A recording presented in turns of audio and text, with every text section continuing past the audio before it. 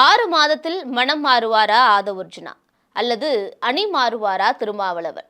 விசிக திருமாவளவன் கட்டுப்பாட்டில் இல்லை. தாவேக்கவில் இணையும் ஆதவர்ஜுனா, இரண்டாக பிரியும் விசிக. இப்படி அரசியல் களத்துல தொடர்ந்து விடுதலை சிறுத்தைகள் சம்பந்தமா பேசு பொருள்ங்கிறது இருந்துகிட்டே இருக்கு. கடந்த 6ஆம் தேதி விகடன் குழுமமும் வாய்ஸ் ஆஃப் காமன் நிறுவனமும் இணைந்து எல்லோருக்குமான தலைவர் அம்பேத்கர்ங்கிற புத்தக வெளியீட்டு விழாவை நடத்தினாங்க. இந்த நிகழ்ச்சியில தமிழக வெற்றி கழகத்தோட தலைவர் விஜயும், விடுதலை சிறுத்தைகள் கட்சியுடைய துணை பொதுச் செயலாளர் ஆதவர்ஜுனாவும் சேர்ந்து ஒரே மேடையில இருந்தது மிகப்பெரிய அளவுல பேசுபொருளா மாறி இருந்தது. அவங்க சேர்ந்து கலந்துக்கிட்டாங்கிறதையும் தாண்டி விசிக திமுகவோட கூட்டணியில இருந்துகிட்டே மன்னர் ஆட்சி நடக்குது அப்படிங்கிறதையும், பிறப்பால ஒருவர் முதல்வர் ஆகக்கூடாதுங்கிறதும், வேங்கவையில் குறித்த விமர்சனமும், அதை தாண்டி திருமாவுக்கும் விஜய்க்குமான ஒரு அரசியலை கட்டமைப்போன்னு ஆதவர்ஜுனா பேசிய பல விஷயங்கள்ங்கிறது திமுக கூட்டணியில மிகப்பெரிய அளவுல ஒரு வெடிகுண்டையே தூக்கி போட்டா மாதிரி பேசு பொருளா மாறி அரசியல் களத்தையே கொஞ்சம் சூடு பிடிக்க வச்சதுன்னே சொல்லலாம். இந்த பேச்சுக்கு பிறகாக துணை பொதுச் செயலாளரா இருக்கக்கூடிய ஆதவர்ஜுனா மேல விசிக தலைவர் திருமாவளவன் என்ன மாதிரியான நடவடிக்கை எடுக்க போறாரு அப்படிங்கிற கேள்வி எல்லார் மத்தியிலையும் எழுந்திருந்தது. விமர்சனங்கள் சுத்தி சுத்தி வந்தது. இந்த நிலையில திருமாவளவன் அவர்கள் துணை பொதுச் செயலாளர் ஆதவர்ஜுனாவை 6 மாத காலம் இடைநீக்கம் செய்து உத்தரவிட்டார். ஓகே, அதோட இந்த பிரச்சனைக்கு முற்றுப்புள்ளி வச்சாச்சு. விசிக திமுக கூட்டணியில இனிமே எந்த விதமான பிரச்சனைக்கும் இடம் கிடையாது, ஆதவர்ஜுனாவை இடைநீக்கம் பண்ணிட்டாங்க அப்படின்னு ஓரளவுக்கு இந்த பிரச்சனை தனியும் அப்படின்னு பார்த்தா, எரியிற தீயில எண்ணெயை ஊத்துறா மாதிரி ஆதவர்ஜுனா தன்னுடைய இடைநீக்கம் குறித்து அந்த அறிவிப்புக்கு அவர் ஒரு விளக்கம் குறித்து எக்ஸ் தளத்துல ஒரு பதிவிட்டிருந்தார். அதுல மீண்டும் மன்னராட்சி குறித்த தன்னுடைய விமர்சனத்தை அழுத்தம் திருத்தமா முன் வச்சிருந்தார். அதாவது, ஆட்சி அதிகாரத்துல ஒடுக்கப்பட்ட சமுதாய மக்களுக்கு பங்கு கிடைக்க கூடாது அப்படின்னு நினைக்கக்கூடிய அந்த மனநிலை தான் மன்னராட்சி மனநிலை.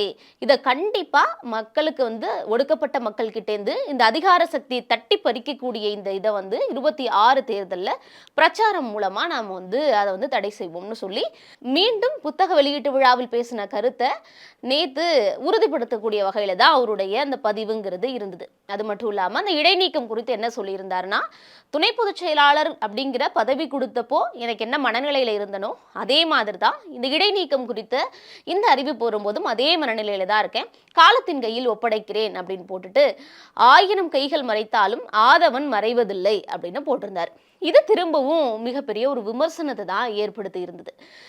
இப்போயுமே ஆதவர்ஜுனா அமைதியா இல்லையே, அவருடைய கருத்துல தெளிவா திரும்ப திரும்ப திரும்ப விமர்சனத்தை தானே திமுக மேல முன் வச்சுக்கிட்டு இருக்காரு அப்படின்னு.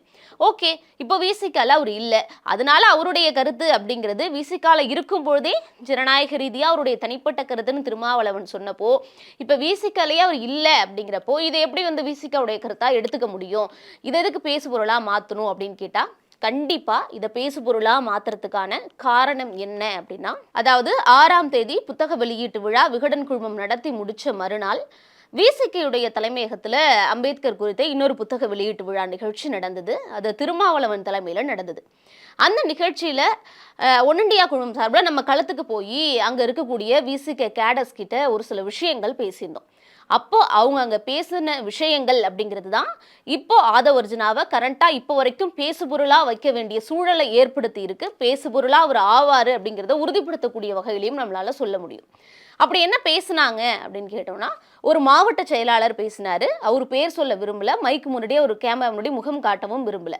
ஆனா நான் சொல்றதெல்லாம் நீங்க சொல்லுங்கம்மா அப்படின்னு அதை நம்ம கிட்ட மட்டும் சொல்லியிருந்தாரு. என்ன சொன்னாரு அப்படின்னா, ஆதவர்ஜுனா பேசுனதுல என்ன தப்பு அப்படின்னு கேட்கிறாரு. அவர் பேசுனதுல எந்த தப்புமே இல்லை, அது விசிகாவோட கொள்கையை தான் பேசினாரு. திமுக கூட்டணியில இருந்தா எங்களுக்கான நியாயத்தை நாங்க கேட்க கூடாதா, நாங்க எவ்வளவு நாள் இப்படியே இருக்கிறது அப்படின்னு தன்னுடைய ஆதங்கத்தை நிறைய விஷயங்களை அவர் வெளிப்படுத்தியிருந்தார். வேங்கைவைகள் தொடங்கி நெல்லையில இருக்கக்கூடிய பிரச்சனையிலேருந்து பல பிரச்சனைகளை அவர் பட்டியலிட்டுக்கிட்டே இருந்தார்.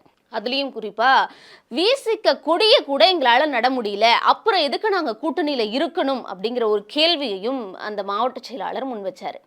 நாங்க கொடி நட்டோம் அப்படின்னா போலீஸ் நடக்கூடாதுன்னு புடுங்கி எறிகிறாங்க, நாங்க கோர்ட்டுக்கு போய் நோட்டீஸ் வாங்கி அங்க பெர்மிஷன் வாங்கிட்டு தான் எங்களுடைய கட்சி கொடியவே எங்களால நட முடியுதுன்னா நாங்க எதுக்காகமா கூட்டணியில இருக்கணும் அப்படிங்கிற ஒரு கேள்வியை முன் வச்சிருந்தார்.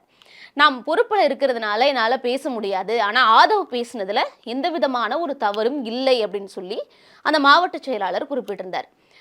ஆனால் கேமரா முன்னாடி பேசின நிறைய விசிக தொண்டர்களே என்ன குறிப்பிட்டிருந்தாங்க அப்படின்னா, ஆதவ் பேசுனதுல எந்த தவறும் இல்லை, அவர் விசிகவுடைய அடிமட்ட தொண்டனுடைய குரலாக நாங்கள் ஆதவுடைய குரலை பார்க்குறோம் அப்படிங்கிற மாதிரியான நிறைய விஷயங்கள் ஆதவுக்கு சப்போர்ட்டாக இருந்தது நம்மளால் பார்க்க முடிஞ்சுது. அதே இதில் நிறைய பேர் திருமாவளவன் அவர்களுக்கும் ஆதரவாக பேசியிருந்தாங்க. அவர் பேசினது தவறு, அது தனிப்பட்ட கருத்து, தலைமையை மீறி அவர் பேசியிருக்காரு, கண்டிப்பாக அவர் மேலே தலைமையில் முடிவெடுப்பாங்க, அது கூடிய சீக்கிரம் அறிவிப்பாங்க அப்படின்லாம் சொல்லப்பட்டிருந்தது. ஆனால் அங்கே குரல்கள் இரண்டா பிரிகிறத நம்மளால் பார்க்க முடிஞ்சுது. அதாவது ஆதவுக்கு ஆதரவான குரல்களையும் அங்கே நம்மளால் பார்க்க முடிஞ்சுது, திருமாவளவனுக்கு ஆதரவான குரல்களையும் நம்ம பார்க்க முடிஞ்சுது. இதை எதுக்காக இப்போ பேசுகிறேன், இப்போ எதுக்கு இதை சிங்க் பண்ணுறோம் அப்படின்னு பார்த்தோன்னா, நேற்று இடைநீக்கம் அறிவிப்புக்கு பிறகாக நைட்டு 11 மணி அளவில் திருமாவளவன் அவர்கள் தன்னுடைய முகநூல் பக்கத்தில் ஒரு லைவ் போகிறாரு. அந்த லைவுக்கான மைய பொருள் என்ன, எதுக்காக அந்த லைவ் போனார் அப்படின்னா, இடைநீக்கம் குறித்த விளக்கம், அதாவது விடுதலை சிறுத்தைகள் கட்சி தோழர்களுக்கு ஆதவ் அர்ஜுனாவுடைய இடைநீக்கம் குறித்தான ஒரு விளக்கத்தை கொடுக்கறதுக்காக அந்த பதிவு. ஏறத்தாழ ஒரு 40 நிமிடம் கிட்ட அந்த ஃபேஸ்புக்கில் அந்த லைவ் போகிறாரு திருமாவளவன். அவருக்கு பணி சுமை இருக்குது, நிச்சயமாக இல்லைன்னு சொல்லலை. ஆனால் ஒரு கட்சியோட தலைவர் கட்சியுடைய கட்டுப்பாட்டை மீறி கட்சியுடைய நன்மதிப்புக்கும் தலைவர் மீதான நம்பிக்கைக்கும் குந்தகம் விளைவிக்கக்கூடிய வகையில் தன் பேச்சையும் மீறி அரசியல் பேசக்கூடாதுன்னு சொல்லியும் ஒரு புத்தக வெளியீட்டு விழால கட்சியின் துணை பொதுச் செயலாளர் அரசியல் பேசியதற்காக தலைவர் அவரை இடைநீக்கம் பண்றாரு. அதோட தலைவருடைய அதிகாரம் இருக்கு, தலைவருக்கு அதுக்கான எல்லா விதமான உரிமைகளும் இருக்கு. அப்படி பண்ணிட்டாருங்கிறப்போ விடுதலை சிறுத்தைகள் திருமாவளவன் கட்டுப்பாட்டில் தான் இருக்கு, அதில் எந்த விதமான ஒரு அதிருப்தி குரல்களும் இல்லை அப்படிங்கிறப்போ தோழர்களுக்கு மீண்டும் நைட்டு 11 மணிக்கு ஒரு விளக்க லைவ் வீடியோவை திருமாவளவன் கொடுக்க வேண்டியதற்கான அவசியம் என்ன அப்படிங்கிற ஒரு கேள்வி எங்களுக்கு நமக்கு ஆட்டோமேட்டிக்காகவே எழுது அப்படின்னே சொல்லலாம். திருமாவளவனுக்கு ஆதரவா 2ஆம் கட்ட தலைவர்கள், பொதுச் செயலாளர்கள் எல்லாருமே இருக்காங்க. ஏன்னா வன்னியரசு அவர்கள் என்ன பண்ணியிருக்காரு அப்படின்னா, அவருடைய சமூக வலைதள பக்கத்துல ஆதவ் அர்ஜுனாவுடைய பதிவுக்கு மறுப்பு தெரிவிக்கக்கூடிய வகையில, அதாவது நேற்று திருமாவளவனுடைய கவிதை ஒன்றத்தை கோட் பண்ணி தன்னுடைய விளக்கத்தை சொல்லியிருந்தாரு ஆதவ். அதே கவிதையை கொஞ்சம் மாற்றி அவர்கள் எழுச்சி தமிழருடைய இதை மாத்திருக்கேன்னு சொல்லியே வன்னியரசு அவருடைய பதிவை போட்டிருந்தாரு. தமிழிசை சவுந்தரராஜன் இன்னைக்கு பேசும்போது என்ன கேட்குறாங்கன்னா, இந்த 6 மாத கால இடைநீக்கத்தில் ஆதவ் அர்ஜுனா மரம் மாறுவாரா அல்லது திருமாவளவன் அணி மாறுவாரா அப்படிங்கிற ஒரு கேள்வியை தமிழிசை சவுந்தரராஜன் முன் வச்சிருக்காங்க. இது எதிர்கட்சியா அவங்க வைக்கக்கூடிய ஒரு சாதாரண விமர்சனம் அப்படின்னு நம்மளால கடந்து போயிட முடியாது. ஏன்னா இன்னைக்கு செய்தியாளர்கள் திருமாவளவன் அவர்கள்கிட்ட ஒரு கேள்வியை முன்வைக்கிறாங்க. அதாவது தமிழக வெற்றி கழகம் விஜய் அவர்கள் திமுக கூட்டணியில இணைவாங்களா அப்படின்னு, ஐ டோன்ட் நோ அப்படின்னு சொல்றாரு. அடுத்த கேள்வியா விசிக விஜயுடன் இணையுமா அப்படிங்கிற இன்னொரு கேள்வியை முன்வைக்கிறாங்க. ஐ டோன்ட் நோ அப்படின்னு சொல்றாரு. அதாவது விசிகவும் தமிழக வெற்றி கழகமும் கூட்டணியா அப்படின்னு கேட்கிற கேள்விக்கு திருமாவளவன் எனக்கு தெரியாது அப்படிங்கிற ஒரு பதிலை முன்வைக்கிறாரு. எதற்காக திருமாவளவன் எனக்கு தெரியாதுங்கிற ஒரு பதிலை முன்வைக்கணும் அப்படிங்கிற ஒரு சந்தேகத்தை நமக்கு இங்கே எழுப்புது.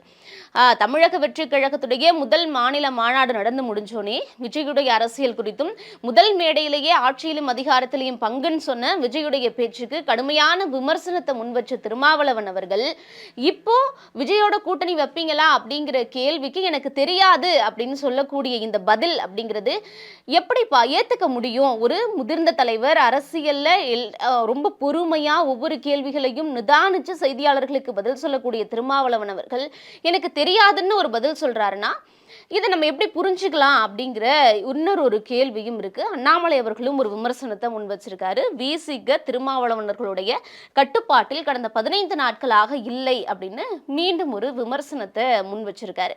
இப்படி எல்லா விஷயத்தையும் நம்ம கனெக்ட் பண்ணி பார்த்தோம்னா இன்னொரு தரப்புல தாவேகால இணையறதுக்கு ஆதவ் அர்ஜுனுக்கு நிறைய வாய்ப்புகள் இருக்கு. அவரு ஆனா தனியா போக மாட்டாரு. விசிகால இருக்கக்கூடிய தொண்டர்கள் நிறைய பேர், அடிமட்ட தொண்டர்கள் ஆதவ் அர்ஜுனாவுக்கு சப்போர்ட் பண்ணுவாங்க, அதனால அவரு கூட போகிறதுக்கான வாய்ப்புகள் இருக்கிறதாவும் சொல்லப்படுது.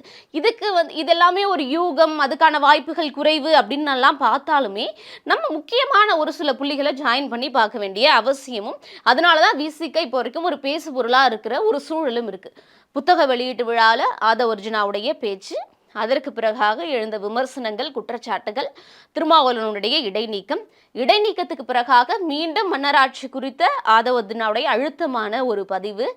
இரவு 11 மணிக்கு விசிக தொண்டர்களுக்கு ஃபேஸ்புக்கில் ஒரு விளக்கம் கொடுக்கக்கூடிய திருமாவளவனுடைய செயல். விஜயும் நீங்களும் கூட்டணி அமைக்க போறீங்களான்னு கேட்கறதுக்கு எனக்கு தெரியாது அப்படின்னு சொல்ற திருமாவளவனுடைய பதில் அப்படின்னு இதெல்லாம் நம்ம கனெக்ட் பண்ணி பார்த்தோம் அப்படின்னா, விசிக தொண்டர்கள் மத்தியிலேயோ இல்லை கேடஸ் கிட்டேயோ ஆதவ அர்ஜுனாவுக்கு சப்போர்ட்டான ஒரு குரல் இருக்கா?